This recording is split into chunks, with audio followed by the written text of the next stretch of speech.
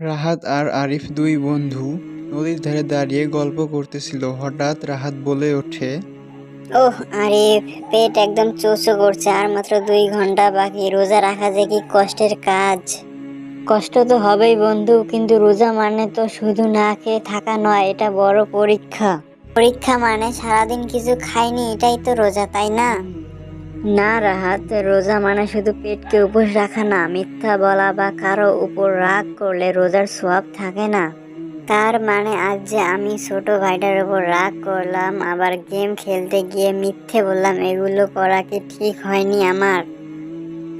একদম ঠিক হয়নি। রোজা আমাদের ধৈর্য শেখায় এবং গরিবের কষ্ট বুঝতে সাহায্য করে। এটা আমাদের মনকে পরিষ্কার করে।